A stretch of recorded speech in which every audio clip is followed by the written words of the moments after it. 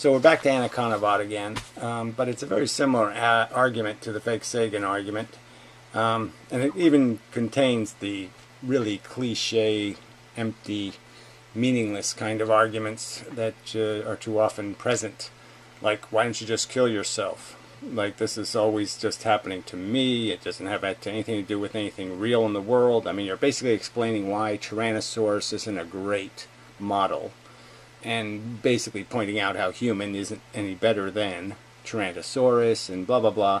And instead of making a counter argument, the argument is, well, if you don't like Tyrannosauruses, just kill yourself, and that fixes the problem. They don't exist anymore, right? Because you won't be able to see them and complain about them, so therefore they won't exist. If you don't like AIDS, kill yourself, right? If you don't like herpes, kill yourself. If you don't like anything bad that's happening, if you don't like some kind of horrible thing that happens, if you don't like child molestation, kill yourself. Don't try to fix it.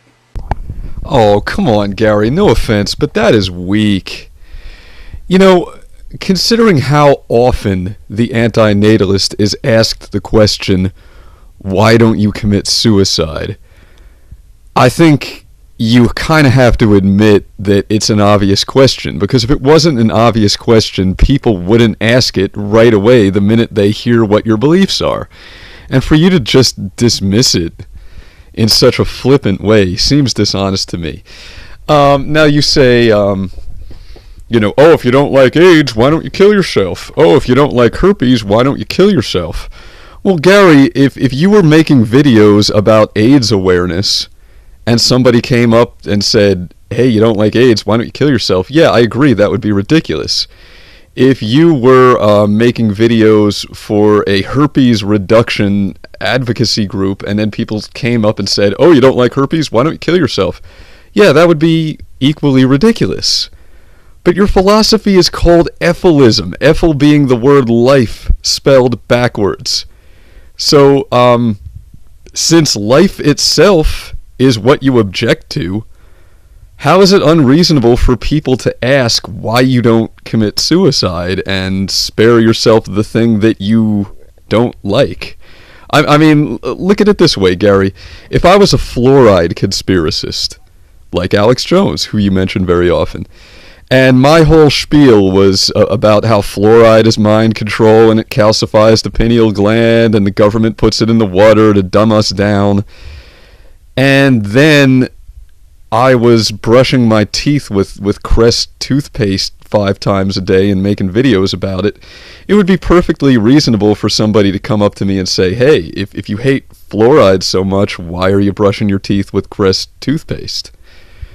So, Gary, the reason why people keep asking you why you don't kill yourself is that if life itself is what you object to, if you consider that life is the result of quote-unquote unintelligent design, and that life is a mistake and it's a poor design that doesn't work well, then yeah, people are going to think it's a little bit hypocritical that you have a life and continue to live one when there's another option available. Hypocrisy really is what it comes down to, Gary. I mean, you're asking other people not to create life. Now, granted, you've specified and made it clear you're not advocating for anybody to kill themselves or to cut off their nuts, your words, fine. But you're so against life that you don't ever want it to be created again, at least not human life. And yet, you have a life. So you want to deprive future generations of something that you're unwilling yourself to give up. And you don't see any inherent hypocrisy in that at all? Now, Gary, you can fly off the handle and rage again like you did last time.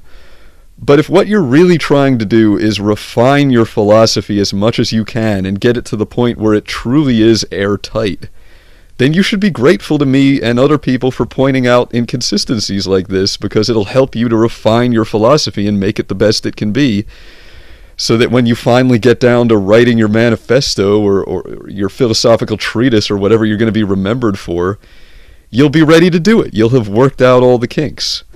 So instead of saying ridiculous stuff about AIDS and herpes that has nothing to do with the issue and just basically deflecting this criticism, why don't you roll up your sleeves, be a man, and address it? Answer the question, Gary.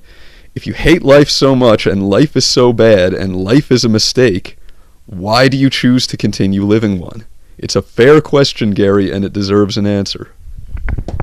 So, Fakesagan, I finished up on the more question video, and it actually ended with, him doing the whole kind of nice thing, which is irritating, in this context. I can't dislike you as a person kind of stuff, and I'm willing to go that far. I mean, I'm willing to say, that this whole whatever these contests, these interactions, again, you could even take it to the gladiator arena or something and just say, even though they will eventually, one of them will kill the other, or something, they may have acquired respect for each other, and when they put that last jab into his neck, to finish him off, put him out of his misery, they'll do so lamenting, and but also out of respect in a sense, or some kind of blah blah blah blah blah blah, and all of that crap. But yeah, that's a symptom of being one of these gooey feel bags.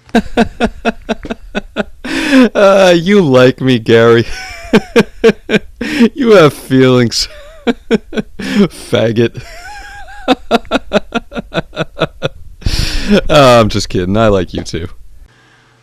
That happens in our life. We even the shitty parts of our life become friendly. They become something that we habitize to, and all of that. Even the shitty aspects of life are something that we become habitized to, and even the bad things about life can become friendly. Oh, be careful there, Gary. It sounds like you're saying that life isn't really all that bad, and all the pain and suffering can become pleasure and happiness if you look at it the right way. Seems like you're arguing for subjective experience rather than objective positive and negative value. You got to be careful about that, Gary. Okay, so then he does something. This one is just an argument from total insanity. Sorry, I mean, I can't make any sense out of it. That a negative is better than a zero. Because it's a number. See, zero, in his opinion, isn't a number. It doesn't have a value correlate. And in my opinion, of course, it has a value correlate. That's why we put it in there, is because it does actually represent the non-existent positive. The non-existent positive? What kind of Orwellian doublespeak bullshit is that, Gary? I never said that a negative is better than zero. What I said is that a negative number is a value. It might be a negative value, and yet it is still a value, whereas zero is no value at all. And look, like I've been saying in the comments section to other anti-natalists, you guys are the ones who chose to define your discourse in these mathematical terms of using value, so don't blame me. You guys made the rope, I'm just hanging you with it. Alright, so if we're going to measure things in terms of value and put this in mathematical terms, well, then you've made those rules and now you have to play by them. And a -2 or a -5 is a appreciable value, even if it's a negative value. Even if the value sucks, it's a value. Zero is no value. It's as simple as that. And this whole idea of the non-existent positive, that's nonsensical, Gary. That doesn't make any sense at all. You're going to have to explain that one to me if you don't mind. So anyway, the likability thing, okay. I mean, I have this problem with a lot of people. I mean, it's like, Piro more than you, actually, in some sense. I mean, if Piro came to my house again, I'd be really compelled to just hit him over the head with a shovel. He's just so fucking annoying. Yeah, it looks like you finally found something that we can both agree on, Gary. Only instead of hitting him with a shovel in the head, I would want to just bust him in the grill. That guy's teeth really annoy me. He looks like a jack-o'-lantern. But I guess as a Christian, I can't be punching people in the face anymore. That's something I'm really gonna miss. I guess no more assault charges for me. Outside the confines of our subjective perception. Well, again, these are objective statements that there's a thing called torture, there's a thing called pleasure. These are accurate descriptive statements, and these things in the world can create amounts of this stuff, and we know one of them to be bad and one of them to be good, and this isn't that complicated, or at least one of them to be not bad, and that's the key word here. We know what bad is, and we know what you want to minimize is any kind of wasted suffering. By your silly theory, again, I could go to another planet and torture everything on the planet, and somehow it's okay, because torture doesn't mean anything. Yeah, but Gary, what if it's a planet of all masochists? What if it's like the planet Cuculon or something, and they like being tortured? I mean, Gary, people pay for this. There are like porn websites dedicated to cock and ball torture where dudes have their genitals put in a vice and they like it. See, I really feel like I've hit on the Achilles heel of your entire thought system here, because the anti-natalist simply has no reply, apparently, for the subjectivity of human experience and how what one man considers pleasurable or painful, the next man might feel the exact opposite. You know, this is the fatal flaw in your philosophy that you have no answer to. Anyway, if you went to a planet of masochists and started torturing everybody, they would greet you as a messiah. They would love you, Gary. You don't accept the premise that suffering is very different than comfort.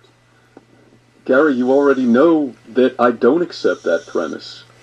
Unless you really only did walk. Right, exactly my point. I mean, you're a nihilist. You're not a Christian. Christians certainly understood the difference. That's why they describe heaven and hell, is because they know the difference, right? God wasn't saying, hey, I'll set up two things that are almost exactly alike. Heaven and hell. They're almost the same thing, and so choose which one you want to go to. Did the Christians do that, Christian? I mean, you're the authority now, right? You're a Christian, so you tell me. Is that what God intended you to believe? That heaven is just as good as zero and just as good as hell? Oh, Gary. Oh, Gary. Oh, this is just too good. Let me just savor this moment for a second. Oh, it's so good. See, this is priceless. You think you've got me right where you want me, don't you? But in fact, you've played right into my hands, Gary. So let me recap before I get to the big reveal, okay? So Gary said, if you don't accept that there's a difference between suffering and pleasure, and then I replied, well, Gary, you already know that I don't accept that those are objectively different. It's all a matter of perspective. Subjective experience defines whether we consider phenomena to be pleasurable or painful. And then you said, oh, well then you're a nihilist. You're not really a Christian because there's an objective difference between heaven and hell. No, Gary, I'm just a type of Christian that you're not used to dealing with. And you have succeeded where everybody in my audience, my subscriber base, has failed. You've gotten me to reveal my particular brand of Christianity. I'm an Orthodox Christian, Gary. The most ancient and primordial form of Christianity, the type that the apostles practiced. Before all the silly rationalist philosophy and Reformation and all of that, the original old school Christianity. And we have a very different conception about heaven and hell. See, Western Christians really do kind of have this simplistic view that you do about that subject. You know, they think that heaven is a place where you float on the clouds and play a harp, and that hell is a fiery pit of brimstone with little devils that poke you in the butt with a pitchfork. Well, the Orthodox have a bit more of a nuanced view. And that view is entirely consistent with everything I've said. There is no place where God is not. There is no place to escape the love of God. There is no place that we can hide from God's love for us that flows from his heart like a river of fire. And God says, for those who love me, God says, for those who love me, my love is like light and warmth. But to those who hate me and close their eyes against my light, my love is like a consuming fire. And God says, to those who love me, my love feels like warmth and light. But to those who hate me, my love feels like an all-consuming fire. Sound familiar, Gary? See, that's the way I look at life, the world, and everything. It's all about subjective experience. You and I can look at the same rose, or to use your example, the same sunflower. Now, a man like you looks at the rose and sees only the thorns. There are some men who will look at the same rose and see only the bloom. And then there's the third type that will see some combination of both. If you love God, the afterlife will feel like a heaven to you. If you hate God, then his love will feel like an all-consuming fire, and you will feel like in hell. And in fact, you will be in hell. A hell of your own creation. By your rejection of God's love, your rebellion against God, you create your own hell. And just as the kingdom of God is present here on earth for those who keep his laws and for those who love him, the kingdom of hell can also be right here on earth if you reject God and rebel against him during this life. That's the Orthodox conception, Gary, and I am not a nihilist at all. I am not at all, Gary. No, I don't think so. What makes hell hell? Oh, the fact that you're on fire and suffering. Is there something else you're doing in hell? Is hell eating cupcakes? Is hell looking at cupcakes? Yes, Gary. Yes. Hell is looking at cupcakes, Gary. Hell is looking at cupcakes, yet seeing only nails. In other words, hell is your life. And by the grace of God, I will pull you out of it, kicking and screaming if I have to. End your rebellion against the Most High, Gary. Accept the Lord and Savior, Jesus Christ, and find peace.